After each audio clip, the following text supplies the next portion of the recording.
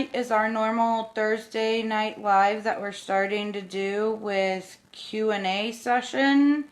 Chance to teach and learn from each other about the paranormal. My husband is my husband's generally going to lead us in the teaching portion. I'm still novice to somewhat experienced, but I'm learning along the way because I just love doing it. But we do got some exciting things coming up in CHP Paranormal Investigations.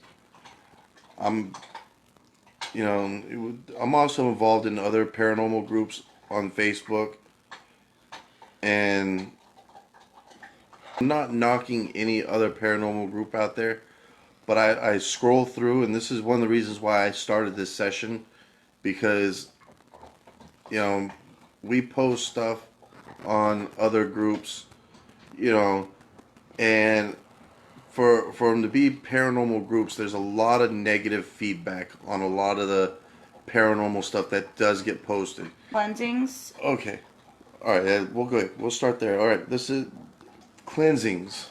Now, cleansings could be tricky, depending on the activity, the amount of activity, and what kind of activity you got. And it also depends on the person behind the cleansing. I mean, you got. I always go back to dog training. I could train your dog to do just about anything you need me to have it do, but if you don't reinforce it, the dog's going to stop doing it. Same thing when it comes to cleansings. I could come and do a cleansing at your place, but unless you reinforce the cleansing behind me and believe in it full forth and really put your energy into it more so than my own, it's not going to work. It's going to be a temporary fix. It's going to be like putting a Band-Aid over a crack in a dam. And it's not going to last long. With that being said, sage, sea salt, water are the three basic materials that I really use when doing a cleansing. Crystals are cool. I prefer that if you're going to use crystals, that you use them more as a protection type deal, where you set them in strategic places in the house to add like a protective barrier to your house. Or even wearing them on your person when you're doing a cleansing. That way, whatever you're trying to get rid of doesn't try to attach to you. Yes.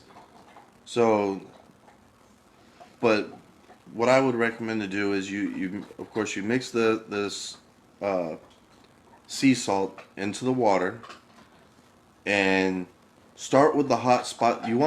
Usually want to start from the furthest room from your front door when you're performing, and then go clockwise when you're doing this.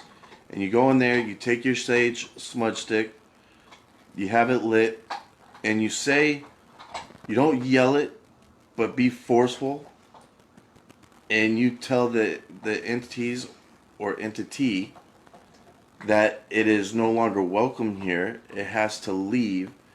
And believe it or not, you could be a Christian to do this. You don't have to be a Wiccan. You don't have to be, an occult belief.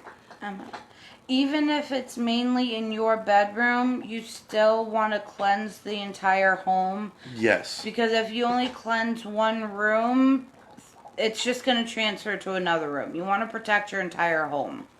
Yes, that's the idea. You want to do it's preventative maintenance. If it's only one room, but you want to concentrate on that one room mainly, but you want to go ahead and hit every other room in the house because it's preventative maintenance.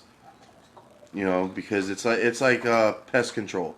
If you had a bug problem in your bedroom and only sprayed your bedroom, then you're gonna the only thing that's gonna happen is the bug's gonna leave that bedroom. Same thing with Logan spirit. suggests palm leaves, olive branch, and holy oil.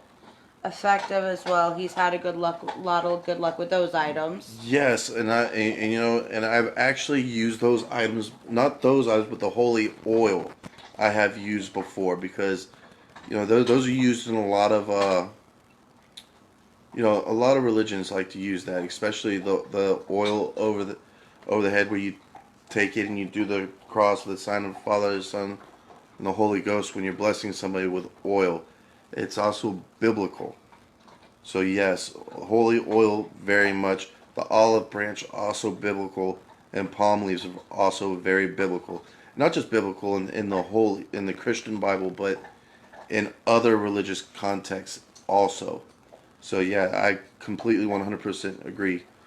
But like I said, Don't. you want to go ahead and you want to be firm when you're telling the entity to leave when you're burning your sage, and you want to go clockwise in your room. You want to start from the right side of your door to your room and follow the border of your room clockwise to where you're exiting out of your room. You know, telling stopping at the four corners of the room. That's where you're going to be more forceful. So when you start, you're going to start your sage stick and you got to go to the right in that first corner. You want to stop, face the middle of the room, and tell the entity that it's no longer welcome here and you must leave. And if you want to add, if you're okay, I'm going to use Christian. If you're a Christian, you could add through the authority of our Lord Jesus Christ, I command you that you have to leave. You know, use that any type of what you believe. If you're a pagan, you believe in a different god, goddess, however it is, use those names. Those names are power. Do this at each four corner, and when you get to the door, I know you got something to say, but I just want to What? finish with this. I know.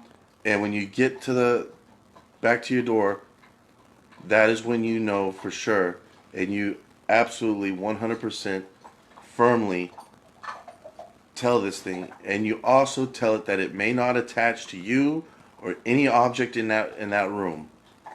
It must leave all the way. It has no power here. It is no longer welcome here. You do this at every room. When you finally reach your front door, it's the same thing as every time you hit a doorway. You open up your front door, you tell it to leave. Once you tell it to leave and you feel like it's gone outside and you know it's pretty much gone, you'll feel the energy change and go ahead and circle your house on the outside if you're able to. If it's an apartment, you know, not much you can do, you know, except for kind of go across in front of your front door. And if you got a patio door, your patio door, do it on your patio. But if you got a house, go around your house, telling it it has to leave. Now, for apartments, a version of a cleansing I used to use that used to, I think, kind of work really well for me was after the initial cleansing itself with the saging and everything, I would place a bowl of salt and a bowl of water in opposite corners of each room. And every 2 days, I would take those bowls and empty them outdoors because they were absorbing all the negative energy. So I'd allow it for 2 days, no longer than a week, to absorb the energy, any negativity, and then I'd dump it and replace it with fresh. That was Yes, something I did. that's something that works. It helps. That also turns into preventative maintenance. You once you do the initial um, cleansing, and you want to just make sure that it keeps going, and that the cleansing is going to keep going, and it's not going to come back. You want to go ahead and do that. That's an excellent method to use. I'm not against it. You know, religious artifacts. You know, They're those only good if you believe in them and you have faith in them, though. yes, It doesn't do any good to go hang 20 crosses in your house if you have no faith or belief in the cross. yeah. This ain't one of those areas where you could fake it to make it. You have to be firm in your belief and firm in that's your spiritual belief. I hate using the word religion. I think religion is a bad word. Religion is just man controlled. You know, spiritual means you're in charge of your belief. You're in charge of your spiritual well-being. Yes, it's okay to go underneath somebody to learn to get better spiritual enlightenment. But at the end, it's up to you to maintain it. You know, a priest, priestess, whatever, they're only going to teach you what you need to do. It's up to you to take the tools to do so. I'm not going to go on a tangent too much about that. The only other tidbit I would consider, which my husband might want to delve more deeply into, after you've cleansed your home, you've not just devoided it of negative energy, but you've devoided it of all energy in general. And I'm very big on going back into the home after you've cleansed it with positive energy.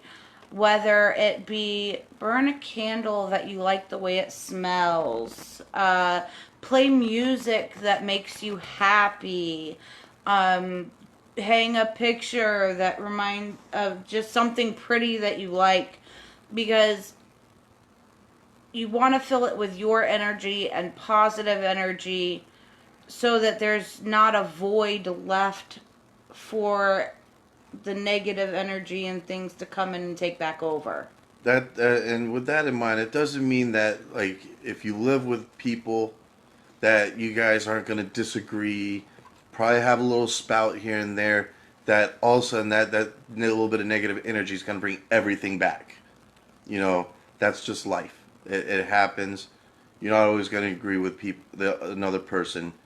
You know, so don't think that after this happens and a month later down the line, you and your spouse or whoever you live with get into a disagreement and start walking on eggshells, thinking that all hell is gonna break, all paranormal hell is gonna break loose again in your house. That's just living with other people. You know, that's just, yeah, it's gonna happen. You know, no matter how happy a marriage is, no matter how happy or a friendship is, there's gonna be disagreements. So don't be afraid to live normal. But that's the whole thing is you're replacing the paranormal with living normal. You know, you're bringing life back into your house, happy life, life that you want back in your house after a cleansing. So I fully agree with my wife. You want to go ahead and have. I mean, even You're a little. claiming it for your own. Yeah. You're reclaiming your space. Even if like the next day you decide to have like you decide to have a little house get together with friends as kind of like a celebration. You know, they don't need to know what you're celebrating. Okay, okay, You know, Bella. it's just something that's making you happy. You're bringing on positiveness. You know, more positive energy, harder negative energy is to come in because there's something already filling that space. Get your nose out of my glass of So, tea. Sorry, the dog. so I hope that helps you out, Emma. If it doesn't, go ahead and feel free to comment some more, and I'll touch back with it. But we had a question about shadow people. That was from Emma also. Oh, that was from Emma also. Yeah, Okay. she wanted to touch on the issue of shadow figures. Okay, shadow figures, they're mostly live on the your peripheral vision. When you're looking with your naked eye, you're gonna catch a glimpse of something moving in your peripheral, and you look, it's not there. It's hard to catch an actual shadow figure with your naked eye. Not saying it hasn't been done. You know, there has been times where I have seen a shadow figure, full-fledged shadow figure, walk across the wall in front of us. That is just a spirit that's got enough power to manifest itself to where you could discern the shape of it, what it is. You know, more shadow figures are caught mostly in video, still pictures. You know, but a lot of times if you don't have any of those, you're gonna catch the shadow figure 9 out of 10 with your peripheral, more so than you will head on. Very rarely does it happen head on, because that's what they like to do. They like to mess with you on the side. That's what shadow figures are. They're not always bad, depending on what kind of entities in your house, because you got good spirits that are just there. They might not want you to know they're there because they just like being there, but at the same time they like you to know that it's weird. It's kind of weird to explain because it kind of you know Okay. Emma said, like that was someone else's question. Emma was wondering, why do some spirits pass over but others stay and haunt people or just stay around? All right, and let me read real quick. And And Logan well, Bear, that's what got me started. Turned me from skeptic to starting my own group. Had a shadow attached to me. and welcome Janice. Glad you Okay. joined us. Yes, shadow people or shadow figures are spirits that can attach to you, just like any spirit. And Emma, with what you're asking about, why do some people not pass on? Some spirits, if they die suddenly, like a murder or something, sometimes they don't even realize they're dead. It happens so sudden that they don't even know that they're dead. So they're stuck here. Then there are those that unfinished business, and they'll stick around, or and part of that could be they feel like they have to watch over a loved one, but then that loved one moves away or something, and they're just stuck, and they need help moving over, and that's why some of them pass and some of them don't. And there's no rhyme or reason why somebody doesn't pass into the light or whatever you want to call it that they pass into. You're supposed to pass into when you die. It's all about the person. And This, then sometimes spirits do pass over, but some people they open up doorways that they shouldn't open up, and it forces the spirit to come back. And that's when you're going to catch more of your malevolent hauntings, because now you kind of ticked off the spirit because it was in a happy spot, and you brought it back here. It's no longer in its happy spot, and it's going to let you know that it's not happy being brought back and disrespected in a way without being asked nicely first. so this topic in general kind of goes along with something you and I discussed before that I thought you might want to touch a little bit on, which would be the difference between residual and intelligent spirit. Okay, your residual spirits are usually spirits that do not realize that they've passed on. So say like you have a grandmother and she passed on, but she didn't realize she passed on. And every day she would come from her bedroom into the kitchen to make coffee. So somebody sees a shadow figure or hears something walking from where her bedroom would have been down the hallway into the kitchen and up to the cupboard. And and that's usually it. It usually just goes, and it will do it the same time, pretty much, or keep Almost like going, a time loop. kind of like a time loop. And sometimes it just happens like a tape that's just stuck on one loop to where no rhyme or reason, no time of day, but it's just going to follow that same pattern. That's residual. Intelligent means it interacts with you. It does stuff that make you know that it's there. It'll move stuff. It'll play tricks on you. You could get a spirit box and have a spirit box session with it, and it will actually interact with you. And that's intelligent. That's an intelligent haunt or intelligent spirit. So there's your major differences between residual and intelligent. And Um, it's sometimes you'll find both in majorly haunted places such as jails, asylums, hospitals, and things of that nature. You'll find a lot of that, or even old southern plantation homes have residual plus intelligent haunts Hmm. in the same spot. Places like the Tampa Theater, I believe, has a residual spirit plus an intelligent spirit. The Cuban Club would be a good example. The Yeah, the Cuban residual Club. spirit. If you know anything about the Cuban Club, it's here in Ybor City in Tampa, and It's listed as one of the most haunted places in America. I mean, there have been several shows and things I've visited. I would consider residual spirit at the Cuban Club the woman that walks up and down the stairwell. That in her heels, they can hear her heels, and she's in her like because they used to hold a lot of dances and things Yeah, because there. they got a ballroom. And then I would consider intelligent spirit the little boy in the basement that it will actually interact. Yes.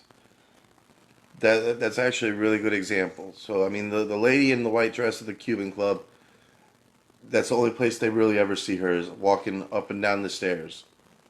As for the little boy in the basement, he will actually, if you bring a ball, he'll actually interact with the ball. So Logan's comment, the D word entities can project themselves as children and family members, etc. This is a pretty good segue into one of the other topics. One of our first comments and questions on the post that I put up earlier was from somebody who wanted to know more about demonic entities How and you their can tell if it's a demonic entity compared to a good entity, and not just I mean how you know you're being haunted by a demonic entity to begin with and or if you're things. just cursed. Yeah. Okay, that's the one what I remember real well. So I'm gonna answer your question in this part right here. Um, to know that if it's a demonic entity is if it does stuff physically, like it's gonna scratch you, or if it's gonna grab you, you're only gonna see three marks on you, and that's the mocking of the Trinity. Demons are always 100% going to mock the Trinity. Okay, Hmm. so they'll do things in three. Mind you, we're speaking of the Holy Trinity, the Yeah, Father, the Son, and the Holy Ghost. yeah. So they do, and also when you're communicating with them, if you only get the three knocks, that's usually a demon responding to you. Now, demons are always going to want to be responded to. Why? Because pride is one of the seven deadly sins. They're going to follow the seven deadly sins. Demons are very much by the book. This is how it does things. If you know what the seven deadly sins are, if you know what it's going to, with religious artifacts, it's going to, Feed. they're gonna deface religious artifacts. They'll have a smell. You'll have a smell in your house. Rotten eggs, rotten flesh, rotten meat, flies suddenly in your house where you can't find any reason for flies. This is signs of demonic activities going on in the house. And they I think a like to, lot of people dismiss those signs just because they've been upplayed or overplayed in the movies so much. But sometimes the movies don't have it all wrong, guys. no, I So I'm taking my lead from Ed Warren, who in a lot of his books when he explains demons, this is what he's him and his wife have always found when they're dealing with demonic entities. he So was a self-studied demonologist. yes, so I mean, I take my lead from him. He's probably the best. If you can find any book by Ed or Lorraine Warren, We're huge fans. Sorry. pick it up, read it. He was the only non-ordained priest allowed to perform exorcisms, and he was the first non-ordained priest It's not to even have. actually a priest at all. Well, I mean, it's usually a priest that will Yeah. come and perform an exorcism, but he was the first non-ordained priest to perform a successful exorcism. So I mean, us in the paranormal world, we know who Ed and Lorraine Warren are. Logan, the first Conjuring was pretty freaking close to real life. Scary stuff. It was based on a true investigation from them, but of course Hollywood had to mess with it a little bit and twist it up. Even the They first Annabelle was based on an actual investigation of theirs. Amityville, the Amityville, second Conjuring yeah, in the second Conjuring. But was, I mean, a lot of those movies were definitely based on real investigations. And I know Ed and Lorraine Warren tried to have a big hand. Hi, Isis. Oh, I'm so glad you made it. Isis had some questions for us on the post. So give us a second, Isis, and we definitely want to answer your questions you had. Oh, it's okay. No problem. We're here. and if you can, Isis, please can you restate your questions on the live feed so I could make sure I do touch it. Bases Yeah, with I don't have access to the post right now. I'm actually using my phone to track the comments so we can do it without you guys having to, like look up our noses and all that fun stuff. and then with Janice, hold on I hold on. loved the Warrens. I have read their book on demonology. Cool. Yes. Now back to where Logan led us into the segue. Yes, demons will take forms of little kids, family members, your closest friends to gain your trust.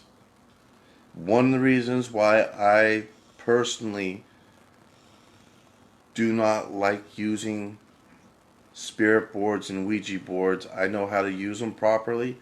We I actually even own one that's never even been opened. Yeah, It's never even been the plastic taken off our spirit board. yes. But I mean, I would only do a Ouija board or spirit board session with people I know around me that know what they're Sorry. doing. I will not do it with somebody who's going at it half cocked because that's just something that I don't believe should be played with. With Sorry, that guys. being said, demons will trick you on the board thinking that you're talking to somebody that you're not really even talking to. Can they do it on other devices that we use in the paranormal? Yes.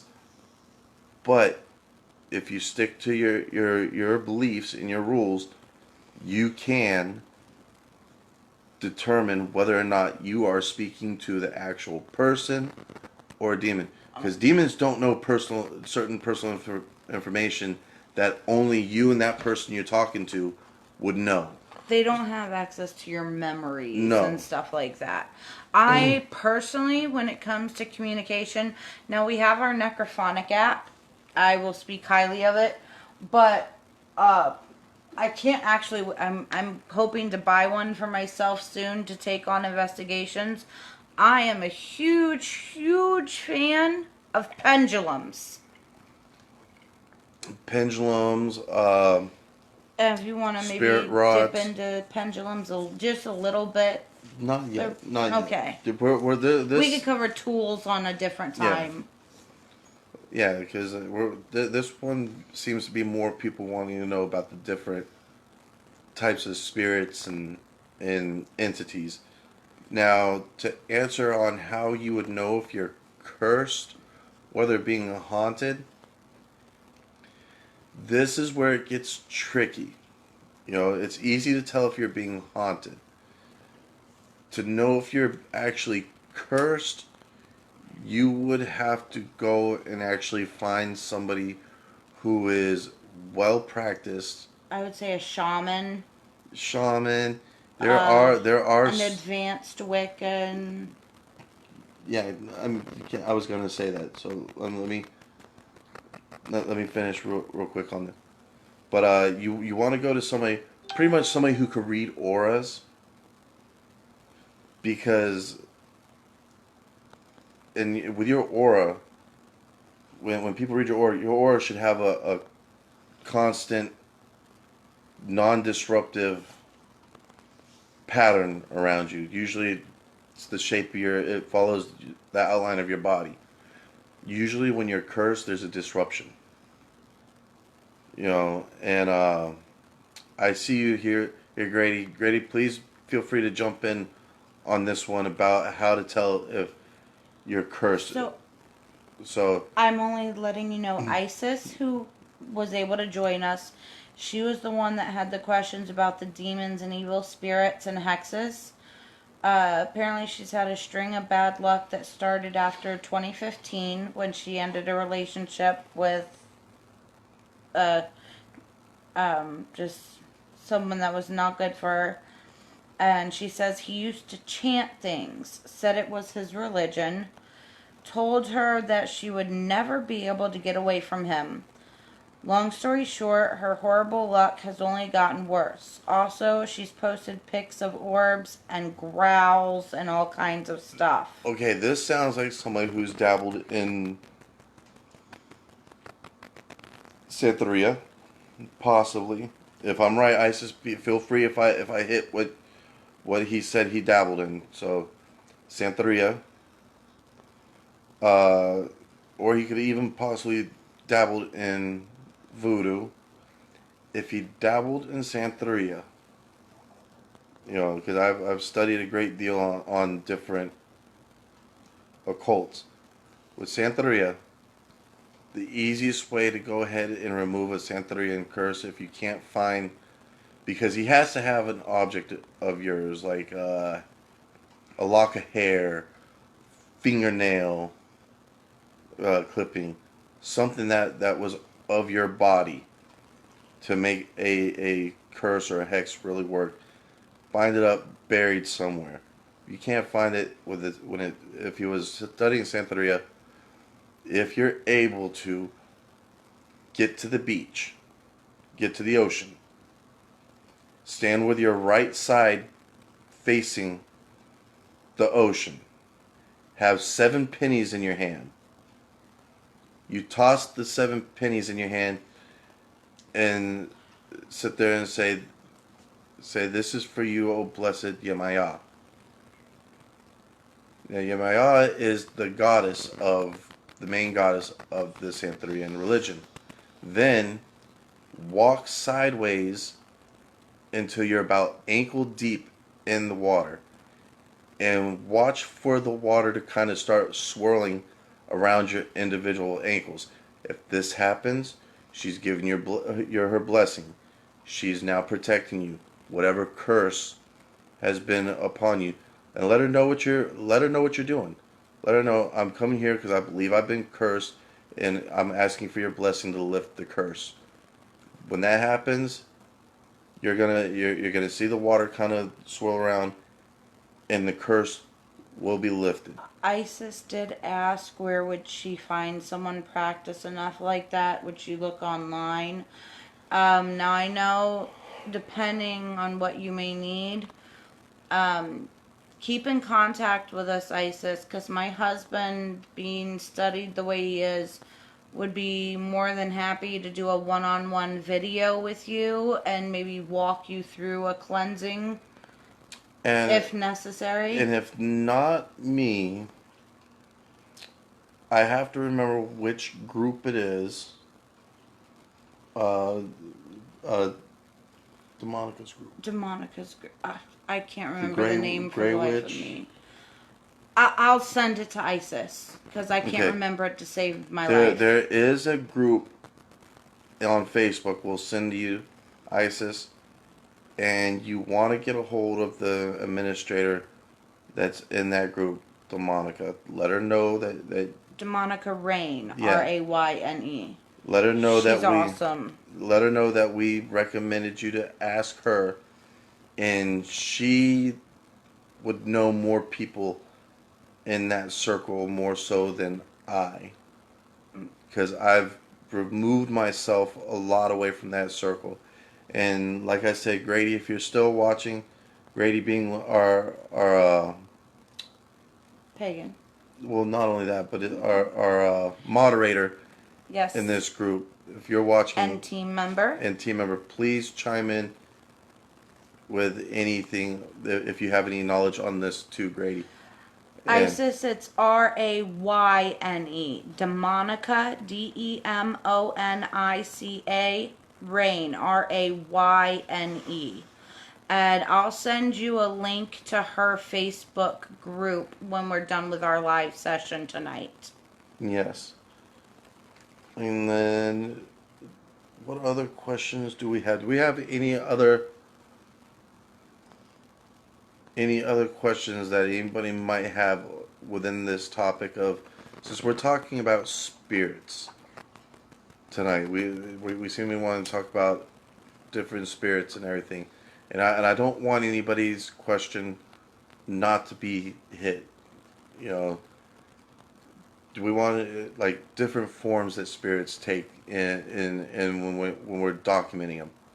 You'll see a lot of them in my wife's photos. Light anomalies, paranormal investigators. This is something that we catch on evidence more than anything else, other than knocks and bangs, are light anomalies. Whether it be still photos of light anomalies or actual video footage of light anomalies. Hey, Robbie. Thanks for joining us. So light anomalies are a huge, huge thing in the paranormal community that we document more than anything else, with actual visual evidence, more so than an apparition, uh, shadow people or shadow figures. You're gonna catch light anomalies. You want to see what they look like in still shot? Go to our albums on our group page, and I have tons of photos from our investigations. Yes. Another form that you'll see them take is misty forms. They look like, sometimes it looks like like one of us might have blown a puff of smoke from our cigarette, or had our cigarette in front of the lens and let it, you know, it's a mist. I actually tested this theory when we were on one investigation. We were at Myrtle Hill, and I was smoking a cigarette while I was taking my still shots, and I saw the camera pop up, and I saw the mist, because I get a brief view of the image on my camera before it moves back to where I'm photographing. And I'm like, oh crap. So I throw my cigarette out, so the air can clear, and I throw it away from me because I didn't want any type of interference. And I take the next picture, and the mist is stronger, more solid, more in the frame. And then I took a third picture, and I'm talking these pictures were 30 to 45 seconds apart, and it was gone. So I do have some photographs of those in a couple of our albums as well. Okay. Logan Bear said, good topic is how to contact spirits without inviting something dark to the investigation. People come to me all the time with this issue. And then he also said, check out the video I posted today in Ghost Stories Paranormal. One of the best light anomalies I have ever captured. That is awesome. I'm definitely going to go check that out. Now, because we're on the subject of spirits, I'm going to go ahead and touch this right here. You want whoever's actually, you don't want 5 people trying to chime in on a spirit contact when you're doing spirit communications. You want one person pretty much to be designated as the person who's actually going to be asking the questions to the spirits. If you, like me and my wife, we don't have, I don't have a problem with my wife asking a question when I'm doing a spirit box session. But usually I try to look at him and be like, hey, is it okay if I ask a question? I try not to just jump in because sometimes I can be bad about that, like I just did. Love you. But the thing is you want and whoever it is, they need to be strong on their stance. In other words, you'll see it tonight when I go ahead and go into the spirits box session tonight before we end this live feed, is I'll be right back. I will only, I will be demanding that only certain spirits come through. The other night, I was able to help another group member with a FaceTime chat, and asked for only her father to come through on the spirit box, and 100% got her father. Oh, welcome, Sabrina. Thank you for joining us. And got her father, and know that I got her father because before I could ask her, he actually said her nickname that only he would know to call her. And if you're watching, Kilna, hope you're doing well, sweetheart. Check in with us and let us know how you're doing. So it's all about the person who's conducting the the communication session. Can they get disrupted by somebody? This is why I say it's never good to interrupt the person who is leading the spirit communication session, Uh-oh. because you could break their concentration, and because you do kind of open up a doorway, so to speak, and that's a term that we use. It's the easiest way for people to picture what we're talking about. But I if do you have a little addition but when I come back. Sorry. when you break their concentration, they that doorway, it could get harder for them to get back cold, and before you know it, you have a jumble of things coming through. Before you know it, that's why, like, when my wife wants to interrupt when I'm doing a spirit communication, yes, she will ask me while I'm waiting for an answer or listening to what's coming through on the spirit box. She doesn't just jump in, and I go ahead and let her know. All right, go ahead and ask your question, because I'm still using my concentration on the spirit box, so nothing else will come through. And when I'm done, and it's all about you want to treat the spirits with respect, as if you're talking to that person face to face. Respect is a biggie. Oh, I'll definitely pat Bella on her head for you. But She's following me. She thought I was getting something good out of the kitchen. but when I open up spirit Come on. communications, I treat it as if I'm Come talking to on. that person face to face. So I treat them with the most utmost respect when I'm talking to them, and when I close my spirit Flats. communications, I thank them for talking to me, and I tell them they have to go back where they were, that they're not allowed to stay and hang out. They're not allowed to attach to me or anybody who's watching. They're not allowed to attach to anybody who's in the vicinity of me. They have to stay and go back to where they go. That's the important thing. A lot of people will just stop the communication thinking that it's over. No, you still got a bridge. You still got a doorway open, that you need to go ahead and let the spirits know that this doorway is now closed. This is done. Go back to your what you do on your daily time, because this is over. Now, small addition. Um, my husband, being an empath, and being more studied and skilled in his gifts, is able to sense and read and communicate sometimes easier than I am. So a lot of times, if we're in a particularly finding it difficult to communicate, or difficult to discern because we have too much coming through at one time, what I tend to do is open myself up. My gift is clairvoyance. So versus using my gift of clairvoyant to see, what I like to do is open myself up and create a connection between my husband and myself, to offer him my extra energy that he can pull from to make his connection stronger for the communication session. Or, I mean, there's even been a few times where I personally have given the spirits permission to draw energy from me so that they can come through stronger. But I only do this when I know we're in a spot or to where it can be done safely. because we've been together and worked together long enough for me to know, and for my husband to know how to ground me and bring me back when necessary. Yes, and that's the whole thing.